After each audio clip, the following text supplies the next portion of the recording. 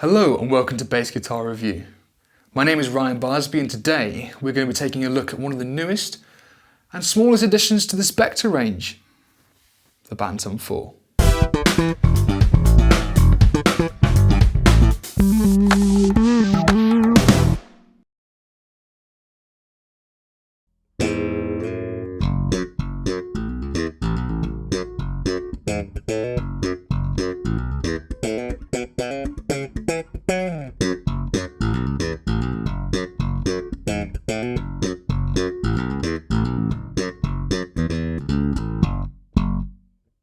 Spector have been on the block and on the top of their game for just over 40 years now, building some of the best luthier instruments on the market.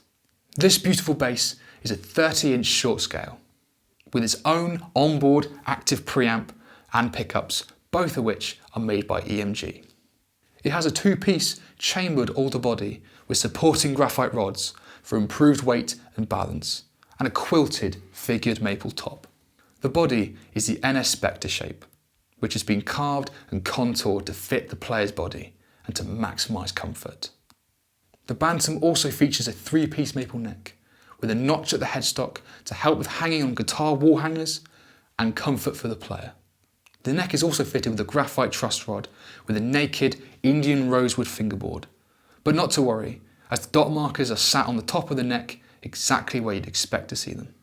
This bass also sports Spector's deep socket technology, with 5 bolts joining the neck to the body, giving you increased sustain and resonance through the bass, which you can truly feel, even giving most through-neck basses a run for their money.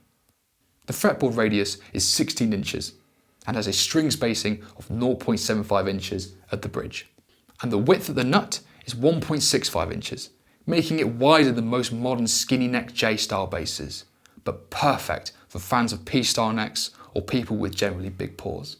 The hardware on this bass is all semi-gloss black, with Gotho GB707 lightweight tuners and a Spector aluminium locking bridge that is milled from a solid piece of aluminium, as opposed to stamped sheet metal that you find on cheaper instruments.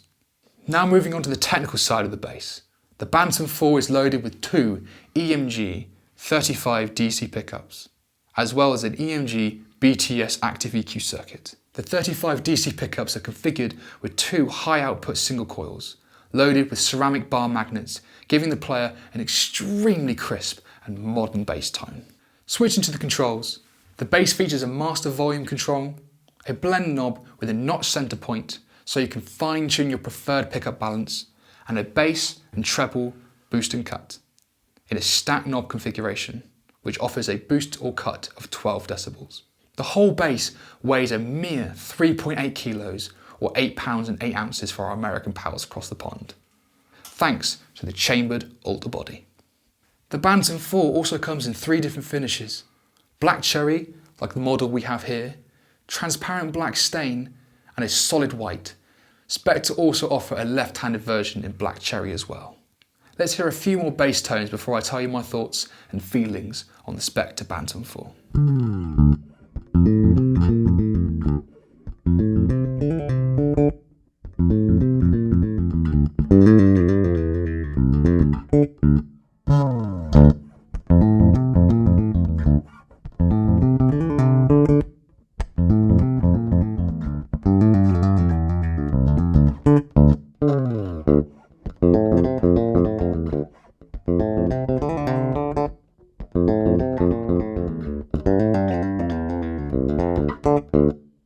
Their top spec instruments are still crafted in the heart of Brooklyn, New York, whilst their more budget-friendly models are assembled in Indonesia.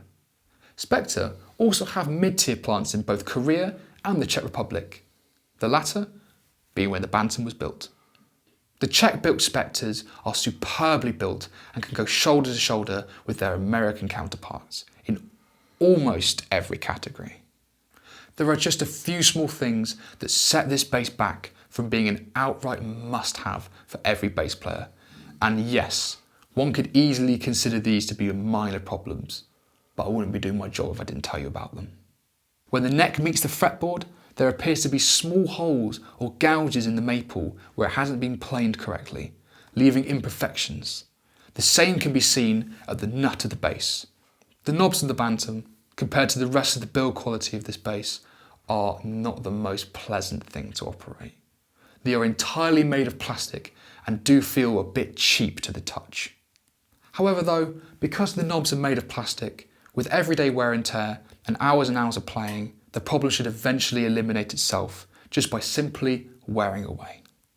But yes, these are just small gripes from my personal experiences, and the only faults I can find in the construction of this instrument, because the other 98% of it is simply superb. The satin sanded neck is so comfortable to hold and so comfortable to play. The fact that the bass is chambered on the interior means that the bass is balanced seamlessly, with no headstock dive whatsoever. The offset strap pin really does make a difference when you're holding the bass standing up, and the body contours really do make this one of the most comfortable basses I have ever played. In terms of tone, the bass is amazing at what it does. Modern, bright, crisp bass tones with plenty of bottom end. The humbuckers on this bass give you more of a Music Man Stingray vibe, but with crisper high end. I really am struggling to fault the Bantam 4. It is small, super easy to hold and play, and it is amazing at what it does. And if you have the money and you want that all modern bass tone, then you might want to take a look at the all new Spector Bantam 4.